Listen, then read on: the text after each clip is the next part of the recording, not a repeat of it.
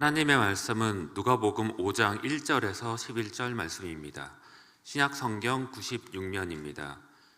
누가복음 5장 1절에서 11절 말씀입니다. 무리가 몰려와서 하나님의 말씀을 들을새 예수는 게네사렛 호숫가에 서서 호숫가에 배 두 척이 있는 것을 보시니 어부들은 배에서 나와서 그물을 씻는지라. 예수께서 한 배에 오르시니 그 배는 시몬의 배라.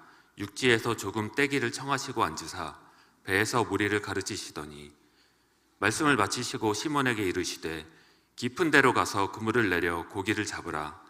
시몬이 대답하여 이르되 선생님, 우리들이 밤이 새도록 수고하였으되 잡은 것이 없지만은 말씀에 의지하여 내가 그물을 내리리이다 하고, 그렇게 하니 고기를 잡은 것이 심이 많아 그물이 찢어지는지라. 이에 다른 배에 있는 동무들에게 손짓하여 와서 도와달라 하니 그들이 와서 두 배의 채움에 잠기게 되었더라. 시몬 베드로가 이를 보고 예수의 무릎 아래에 엎드려 이르되 주여, 나를 떠나소서, 나는 죄인이로소이다 하니, 이는 자기 및 자기와 함께 있는 모든 사람이 고기 잡힌 것으로 말미암아 놀라고 세베대의 아들로서 시몬의 동업자인 야고보와 요한도 놀랐음이라. 예수께서 시몬에게 이르시되 무서워하지 말라. 이제 후로는 내가 사람을 취하리라 하시니 그들이 배들을 육지에 대고 모든 것을 버려두고 예수를 따르니라. 아멘. 오늘도 함께 하시는 하나님으로 말미암아 행복하시기를 축복합니다. 추위가 매우 심하지만 그래도 해가 길어졌음을 느끼고 봄으로 가는 길목에 들어섰음을 짐작하게 합니다. 몸이 움츠려들더라도 마음마저 움츠려들지 않았으면 참 좋겠습니다. 예수님께서 게네사렛 호숫가에 서 계셨습니다. 게네사렛은 갈릴리 호수의 다른 이름이지요. 갈릴리 호수를 게네사렛이라고 달리 부르는 것은 그 모양이 위쪽은 넓고 아래쪽은 좁은 하프라는 악기를 닮았기 때문입니다. 생긴 모양에 따라서 게네사렛이라고도 하고 그 지역을 따라 갈릴리 호수라고도 합니다. 당시 기준으로는 그 크기가 넓다고 해서 바다라고 하지만 오늘날의 기준으로는 짠물이 아니니 호수라고 하는 것이 맞습니다. 모양, 지역 등등에 따라서 여러 이름으로 불리는 바로 그곳에 예수님께서 활동하셨고 사람들이 몰려들었습니다. 몰려왔다는 말은 겹겹이 쌓일 정도로 사람이 많았다는 것을 표현하고 있습니다. 예수님의 소문은 이미 널리 퍼졌습니다. 많은 사람이 들었습니다. 그들은 예수님께 와 말씀을 듣고 가르침을 받고 고침을 받았습니다. 너무 많은 사람이 몰려들어 호숫가에서 말씀 전하신 것이 듣는 사람들에게 불편하였지요. 좀 더 적절한 위치가 필요했습니다. 예수님께서 듣는 사람들의 마음을 헤아리신 것을 엿볼 수 있습니다. 그때 예수님께서 보시니 배 두 척이 호숫가에 되어 있었습니다. 어부들은 배에서 내려 그물을 싣고 있었는데 그들은 밤을 새워 고기잡이하고 다음 고기잡이를 위해 그물을 정리하고 있었습니다. 당시 갈릴리 호수에서 고기잡이는 밤에 하는 것이 일반적이었습니다. 물이 무척 맑았기 때문에 낮에는 고기들이 그물을 피하였다는 이야기도 있습니다. 밤에는 어둡기도 하였지만 호수 가로 얇은 곳으로 고기들이 모여들어 그물에 잘 걸렸다고 합니다. 베드로는 전문 어부로서 가장 성공 확률이 높은 시간을 택하여 밤에 고기를 잡았습니다. 밤을 새운 것은 그의 부지런함이자 상식이었고 자신의 직업에 최선을 다한 것이었습니다. 그런 그가 다음 고기잡이를 위해 그물을 정리하고 있었습니다. 예수님께서 두 배 가운데서 어느 한 배에 오르셨는데 그 배가 바로 시몬 베드로의 배였습니다. 예수님은 그에게 배를 무태서 조금 떼어놓기를 청하십니다. 청한다는 말에는 간청한다는 뜻이 있으니 정중하게 요청하신 것으로 볼 수 있습니다. 예수님은 시몬의 배를 강다도로 삼아 그 위에 앉아 호숫가의 사람들을 가르치십니다. 우리는 여기에서 이런 장면을 상상할 수 있습니다. 엄청난 사람들이 몰려들었기 때문에 예수님께서 시몬의 배에 오르셔서 그들에게 말씀을 전하셨고, 시몬은 예수님 가장 가까이에서 말씀을 듣습니다. 예수님께서 말씀을 전하시는데 그가 처음에는 여전히 그물을 손질하였을지도 모르겠습니다. 그리고 차츰 완전히 넋을 놓고 그 말씀을 듣게 되었을 것입니다. 우리는 오늘 말씀을 통하여 베드로에게 드러난 은혜를 볼 수가 있습니다. 그것은 첫 번째로 말씀에 의지하여 순종하는 은혜입니다. 5절 말씀입니다. 시몬이 대답하여 이르되 선생님, 우리들이 밤이 새도록 수고하였으되 잡은 것이 없지만은 말씀에 의지하여 내가 그물을 내리리이다 하고, 밤이 새도록 고기를 잡기 위해 그물질하고 잡은 것이 없지만 다음 고기잡이를 위하여 그물을 손질하던 시몬이 예수님의 정중한 요청에 자기의 배를 내어드렸습니다. 그 배에 오르셔서 그 배를 무태서 조금 떼어놓으라고 하신 다음에 배에 앉아서 무리를 가르치십니다. 무엇에 끌린 듯이 그는 예수님께 배를 내어드렸습니다. 예수님께 배를 내어드릴 수 있었던 것이 그에게 찾아온 은혜라고 볼 수 있습니다. 예수님의 요청을 매몰차게 거절하고 집으로 돌아가 밤새도록 헛수고한 것을 화풀이 할 수도 있는 그였습니다. 그런데 예수님께 배를 내어드림으로써 불현듯 찾아온 기회를 잡았습니다. 그리고 가장 가까이에서 예수님의 말씀을 듣습니다. 어느 정도 시간이 지나는지 가늠할 수 없지만 예수님께서 말씀을 마치셨습니다. 이제 예수님께서 자기에게 말씀을 전하실 수 있도록 자기 배를 내어준 시몬에게 고맙다고 인사를 건네고 배에서 내려가셔야 했습니다. 하지만 예수님은 그에게 깊은 데로 나가 그물을 내려 고기를 잡으라고 하십니다. 이것은 평생 그곳에서 고기잡이 해온 어부 시몬의 상식에 맞지 않았습니다. 그는 선생님, 우리가 밤새도록 애를 썼으나 아무것도 잡지 못했다라고 말하고 배에서 빨리 내리시라고, 이제는 좀 집에 가서 좀 쉬어야 하겠다고도 말할 수 있었을 것입니다. 그러나 그는 그렇게 말하지 않고 오히려 이렇게 말합니다. 그러나 선생님의 말씀에 따라 그물을 내리겠습니다. 시몬은 그 호수에서 고기잡이 전문 어부였습니다. 그런 그가 밤새도록 애를 썼으나 아무것도 잡지 못했다며 예수님의 말씀을 듣고 다시 바다로 가서 그물을 내리겠답니다.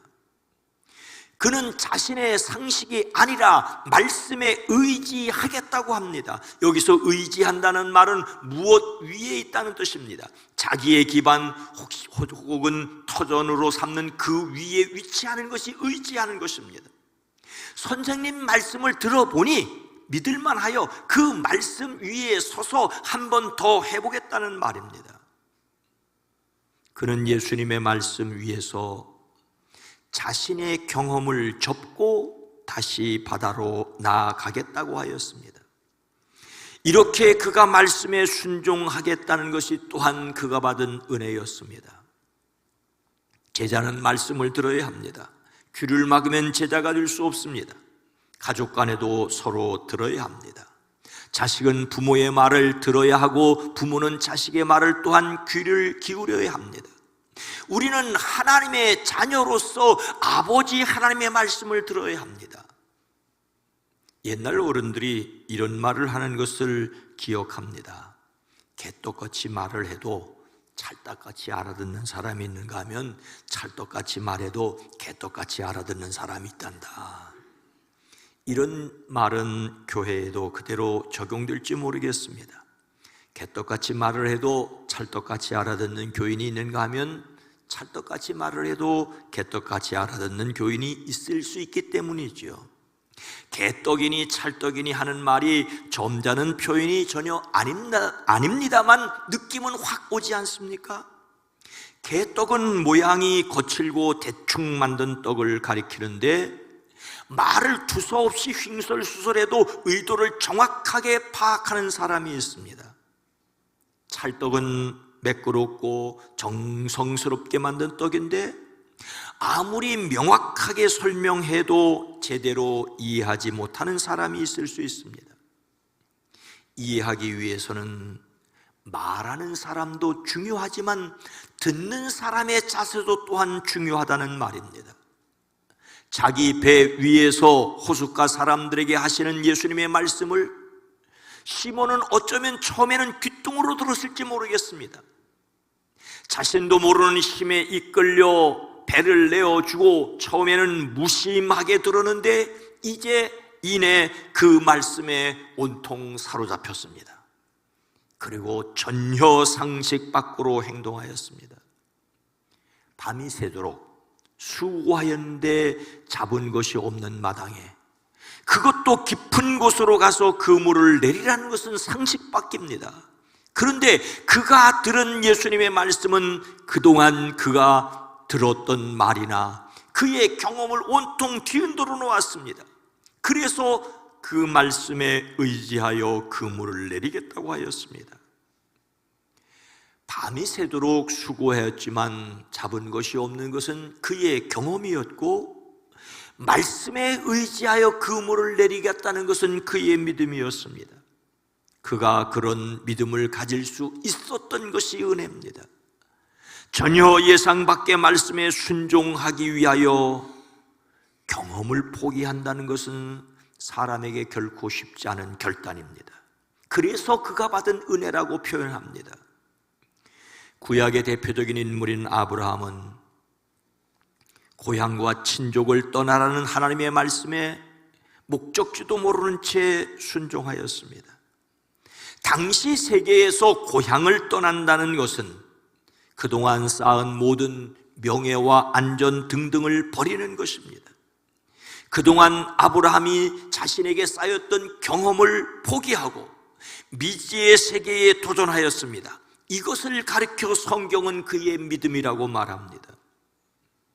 아브라함에 앞서 살았던 노아는 세상을 온통 물이 뒤덮는 홍수를 생각도 본 적도 없습니다.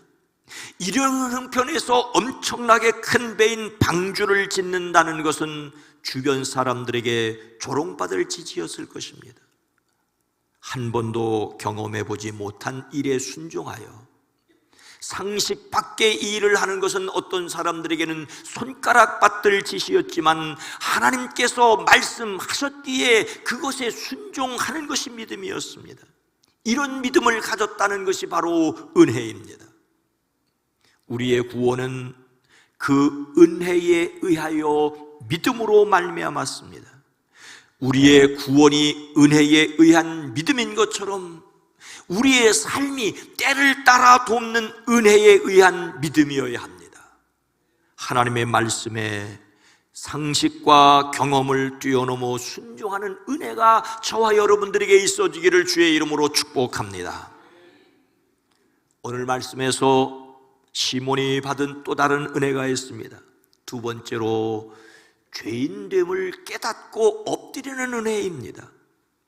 8절 말씀입니다. 시몬 베드로가 이를 보고 예수의 무릎 아래에 엎드려 이르되 주여 나를 떠나소서 나는 죄인이로소이다 하니, 그가 말씀에 순종하였을 때 어떤 일이 있었습니까? 많은 고깃대가 걸려들어 그물이 찢어질 지경이 되었습니다. 다른 배에 있는 동료들에게 손짓하여 와서 자기들을 도와달라고 하였습니다. 그들이 와서 고기를 2배 가득히 채우니 배가 가라앉을 지경이었습니다. 엄청난 복을 받았습니다. 예수님의 사람들은 복을 받아야 할 줄로 믿습니다. 사람을 만드시고 하나님이 그들에게 복을 주셨습니다. 생육하고 번성하라고 하셨습니다. 아브라함에게는 내가 너로 큰 민족을 이루고 내게 복을 주어 내 이름을 창대하게 하리니 너는 복이 될지라고 하셨습니다. 그러나 말씀에 순종하는 사람이 복을 받는데 그 복은 다른 사람들보다 조금 더 잘 먹고 조금 더 잘 사는 것 그 이상이어야 합니다.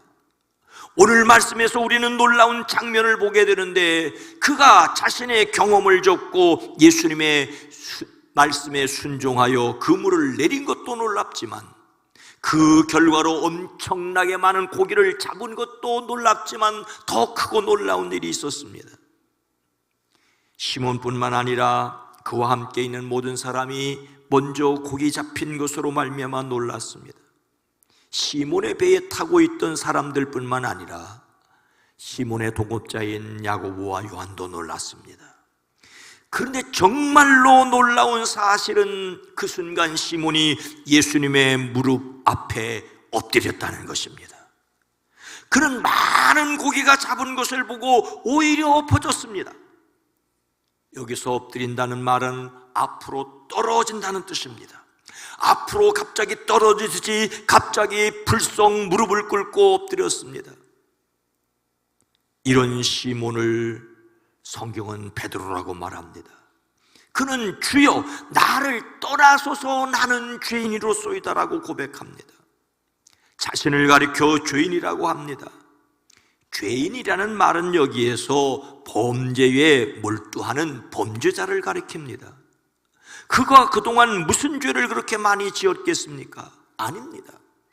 그는 자신이 예수님 앞에 감히 설 수 없는 죄로 오염된 연약한 존재임을 깨달았습니다. 자신을 보는 눈이 열렸습니다. 우리는 예수님의 말씀을 따르기 위해 말씀을 들어야 하지만 이 말씀을 들음을 통하여 우리 자신이 누구인지를 알아야 합니다. 이것이 예수님 앞에 무릎을 꿇고 엎드려 자신을 죄인이라고 고백한 시몬의 모습입니다. 그는 예수님의 말씀에 순종하여 그물을 던졌다가 그 결과로 자신이 누구인지를 깨달았습니다. 자신이 얼마나 연약한 사람인지를 알았습니다. 하나님께서 말씀하시기를 만물보다 거짓되고 심히 부패한 것은 마음이라 누가 능히 이를 알리오마는 나 여호와는 심장을 살피며 폐부를 시험한다라고 말씀하십니다. 세상 그 어떤 것보다 더 부패한 것이 마음이라며 이 마음을 하나님께서 살펴보시면 그 앞에 누가 감히 설 수 있겠습니까? 사도 바울은 미쁘다 모든 사람이 받을 만한 이 말이요 그리스도께서 죄인을 구원하려고 세상에 임하셨도다 하였더라며 자기를 가리켜 죄인 중에 내가 괴수로라고 하였습니다. 괴수. 그는 또 오호라 나는 곤고한 사람이로다 이 사망의 몸에서 누가 나를 건져내려고 탄식하기도 했습니다. 사람은 참으로 존귀하나 또한 심히 부패하였다는 사실을 우리는 기억해야 합니다. 하나님께서 사람을 사랑하셔서 독생자를 세상에 보내셔서 구원하실 만큼 사람은 존귀합니다. 하지만 독생자가 친히 십자가에서 돌아가셔야만 죄를 씻고 하나님께 나갈 수 있는 엄청난 죄인이기도 합니다. 감히 하나님 앞에 서 있을 수 없음을 깨달았기에 꼬꾸라진 시몬입니다. 우리는 자신에 대하여 보다 더 철저히 기억해야 합니다. 우리가 주님을 위해 일하는 것도 귀하지만 먼저 주님이 우리를 어떻게 받아주실지를 보아야 합니다. 하나님께서 채워주실 것을 바라는 빈 마음을 준비해야 합니다. 그래야만 진정 그리스도인입니다. 하지만 놀라운 말씀은 더 계속됩니다. 자신을 죄인이라며 그 무릎 앞에 엎드린 시몬에게 예수님께서는 두려워 말라고 하십니다. 그는 말씀에 순종하여 그물을 내렸지만 엄청난 고기가 잡힌 것을 보고 두려움에 사로잡혔습니다. 그가 밤이 맞도록 수고하였으나 잡힌 것이 없는데 그물을 내린 것처럼 이 또한 경험과 상식에 어긋납니다. 그는 그가 내린 그물에 2배가 가라앉을 만큼 고기가 많이 잡힌 것을 보고 순간 엄청난 두려움에 사로잡혔습니다. 예수님께서 그에게 두려워하지 말라고 말씀하셔야만 했습니다. 이것은 단지 무서워서 피하는 공포가 아니라 현실이 감히 감당될 수 없는 충격적인 일이었습니다. 앞서 그는 예수님을 선생님이라고 불렀습니다. 그러나 이제 예수님의 무릎 앞에 엎드려 주님이라고 부릅니다. 선생이라고 부르던 예수님을 주님이라고 높여 부르게 되었고, 그 자신은 고기 잡는 평범한 어부에서 죄인으로 낮아졌습니다. 그는 엄청난 고기가 잡힌 기적을 통하여 자신뿐만 아니라 예수님을 제대로 보게 되었습니다. 처음에는 예수님을 말씀을 가르치는 선생님이라고 불렀지만 그물에 가득 찬 고기를 보며 그분을 자신의 인생의 주인이라고 고백합니다. 그리고 도망치지 않고 그 앞에 엎드림으로써 예배자가 되었습니다. 이렇게 할 수 있었던 것이 그에게 임한 은혜였습니다. 저와 여러분이 더욱 하나님을, 예수 그리스도를, 성령을 깊이 알아가게 되어지기를 주의 이름으로 축복합니다. 오늘 말씀에서 시몬 베드로는 또 어떤 은혜를 받았습니까? 세 번째로 부르심에 순종하여 따르는 은혜입니다. 10절 후반절부터입니다. 예수께서 시몬에게 이르시되 무서워하지 말라, 이제후로는 내가 사람을 취하리라 하시니 그들이 배들을 육지에 대고 모든 것을 버려두고 예수를 따르니라. 정말로 놀라운 말씀들이 계속됩니다. 자신이 죄인이라며 예수님 앞에 무릎을 꿇은 시몬에게 예수님은 두려워하지 말라고 말씀하셨을 뿐만 아니라 이제부터 너는 사람을 낚을 것이라고 하십니다. 자신을 죄인이라며 무릎을 꿇은 시몬에게 오히려 새로운 사명을 주셨습니다. 이것은 예수님께서 사명으로 부르심입니다. 어느 교회 음향실 한쪽에 겉보기에는 멀쩡하지만 조금만 움직이면 잡음이 섞이고 소리가 끊기는 마이크가 하나 있었답니다. 몇 번 예배 중에 문제가 생긴 뒤로 그 마이크는 문제 있는 마이크, 예배를 망칠 수 있는 마이크가 되었습니다. 혹시라도 실수로 사용될지 몰라 테이프를 붙여놓고 아예 꺼내지 않으려고 했습니다. 근데 어느 주일 예배 시작 10분 전 주 마이크가 갑자기 작동되지 않았습니다. 당황한 음향팀이 급히 다른 마이크를 찾았지만 어떤 마이크도 사용할 수가 없었습니다. 그때 음향 담당자는 구석에 있던 그 마이크를 들었습니다. 옆에 있던 분이 말합니다. 그건 안 됩니다. 그 마이크는 고장난 마이크가 아닙니까? 음향 담당자는 잠시 마이크를 바라보다 이렇게 말합니다. 예, 이 마이크가 고장났었다는 것은 모두가 잘 알고 있습니다. 그래서 항상 점검을 했었고, 그래서 더욱 조심히 살아왔습니다. 배터리를 갈고 선을 다시 확인하고 강단에 올려놓았습니다. 그리고 예배가 시작되었습니다. 놀랍게도 그날 예배에서 그것은 한 번도 끊어지지 않았습니다. 말씀을 또렷하게 전달하였습니다. 예배가 끝나고 그 옆에서 말했던 사람이 왜 하필 그 마이크를 썼느냐라고 묻자 음향 담당자가 이렇게 대답합니다. 문제는 고장난 마이크가 아닙니다. 고장난 줄도 모르고 쓰는 마이크가 더 위험합니다. 이 마이크는 문제점을 알았기 때문에 항상 점검해 두었습니다라고. 마이크 이야기가 아니라 사람 이야기일 수 있습니다. 시몬은 예수님 앞에서 자신을 포장하지 않았습니다. 주여 나를 떠나소서, 나는 죄인으로소이다라고 고백합니다. 자신이 부족하다는 사실을 숨기지 않았습니다. 그런 그를 예수님은 밀어내지 아니하시고 두려워하지 말아라, 이제부터 너는 사람을 낚을 것이라고 그에게 사명의 은혜로 부르십니다. 주님은 완벽한 사람을 부르지 않습니다. 자신의 부족함을 알고 주님의 손에 붙들리기 원하는 사람을 사명으로 부르십니다. 고장난 줄 아는 마이크가 기술자의 계속 점검을 받을 때 말씀을 가장 또렷이 전하듯이 자신이 죄임을 알고 때마다 돕는 은혜로 치유받은 그 사람이 사명을 감당할 수 있습니다. 이것이 또한 은혜이자 더 큰 은혜가 아니고 무엇이겠습니까? 예수님께서 시몬에게 이제부터 너는 사람을 낚을 것이라고 말씀하시자 시몬뿐만 아니라 그곳에 있는 그 놀라운 광경을 보았던 어부들이 함께 예수님을 따랐습니다. 여기서 따른다는 말은 함께 같은 길을 걸어가고 있는 동행한다는 말입니다. 그들은 예수님과 함께 있으면서 계속해서 말씀을 듣고 계속해서 실천했습니다. 처음부터 그들은 훌륭한 제자가 아니었습니다. 끝까지 시몬은 실족하여 예수님을 3번씩이나 부인하지 않습니까? 그러나 그들은 예수님과 함께 있었습니다. 아니, 예수님이 그들과 함께 계셔 주셨습니다. 그들이 예수님과 함께 있음으로써 예수님께서 그들에게 함께 해 주시는 은혜를 누렸습니다. 그렇게 시몬은 고기 잡는 어부에서 사람 남는 제자 베드로가 되었습니다. 물론 직업에는 귀천이 없습니다. 고기 잡는 것도 소중하고 고기를 잡는 것이 소명일 수 있습니다. 고기 잡는 어부로서 예수님과 함께 있을 수 있습니다. 목수 일을 하면서도 예수님의 제자로 살 수 있습니다. 모든 직업은 귀합니다. 그러나 모든 그리스도인들은 자신이 하는 일을 통하여 사람을 구원하는 일에 쓰임받아야 합니다.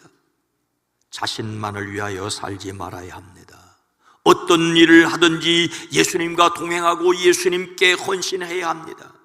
당시의 제자들은 예수님께 와서 예수님께 직접 말씀을 듣고 예수님이 가시려는 곳에 예수님을 대신하여 가서 예수님의 일을 하였습니다. 오늘 제자들인 우리는 예수님이 약속하신 성령님과 동행하는 사람들이어야 합니다. 볼지어다 세상 끝날까지 너희와 항상 함께 있으리라고 약속하십니다. 약속하신 보혜사 성령님께서 우리와 함께 하심으로 예수님은 우리와 지금도 영원토록 동행하십니다. 우리는 성령을 의식하고 의지하고 의롭게 살아가야 합니다. 그리고 예수님을 따르기 위해 버릴 수 있어야 합니다. 모든 것을 버려두고 그들은 예수님을 따랐습니다. 그런데 여기에서 버린다는 말은 강제로 쫓아낸다는 뜻입니다. 욕심이 발동하지만 억지로 끊어내야 합니다. 자신을 위해서 살고자 하는 마음이 밀고 들어오지만 힘있게 밀어내야 합니다. 그냥 적당히 살려는 마음을 물리쳐야만 좋은 그리스도인입니다. 그래서 더욱 성령을 의지하고 예수님을 따르기를 결심하는 저와 여러분 모두가 되기를 주의 이름으로 축복합니다. 사랑하는 성도 여러분, 예수님은 모든 사람이 제자가 되기를 원하십니다. 제자된 우리를 통하여 또 다른 사람들이 제자 되기를 원하십니다. 그냥 제자가 아니라 예수님께서 말씀하신 모든 것을 가르쳐 지키는 제자 되기를 원하십니다. 우리는 종교인이 아니라 신앙인이어야 합니다. 예배당에 다니는 사람 정도가 아니라 예수님의 제자이기를 힘써야 합니다. 요즘 우리는 어떻게 예수님의 말씀을 듣고 있습니까? 그 말씀에 자신을 비추어 볼 때 도대체 나는 어떤 사람입니까? 예수님을 따르기 위해 가장 먼저 해야 할 일이 무엇이겠습니까? 먼저 성령님께서 여러분 자신과 함께 계심을 믿으시기 바랍니다. 기록된 하나님의 말씀을 읽으면서 성령의 감동을 들으시기를 주의 이름으로 축복합니다. 말씀에 자신을 비추어 보십시오. 위로도 받고 격려도 받으시되 자신이 얼마나 부족한지도 아십시오. 그래서 주님과 함께 세상을 살아갈 지혜와 용기를 얻으십시오. 그래서 은혜의 힘을 고백하는 저와 여러분 모두가 되기를 주의 이름으로 축원합니다. 거룩하신 하나님, 자비로우신 주님, 주님이 찾아오셨을 때 배 한켠에 올라오게 하셨던 것처럼 우리의 마음 한켠을 주님께 내어드리고, 그리고 점점 주님께 마음을 두고 주님의 말씀을 따라 순종하고, 그 말씀을 듣고 보니 얼마나 부족한지 얼마나 연약한지를 깨닫고 엎드리는, 그러나 그런 우리 자신이 얼마나 행복한 사람인지를 또한 깨닫고 주님의 길을 따라갈 수 있게 하옵소서. 이렇게 주님을 따랐던 베드로가 쓸데없는 말도 하고 잘못되기도 하고 졸기도 하고 부인하기도 했지만, 그를 주님이 붙들고 계셨음이 은혜였음을 기억하시고, 주님이 우리를 여전히 붙들고 계심을 믿음으로 세상을 살아갈 지혜와 용기와 능력을 얻게 하옵소서. 그리스도의 신 예수님의 이름으로 간절히 기도드리옵나이다. 아멘.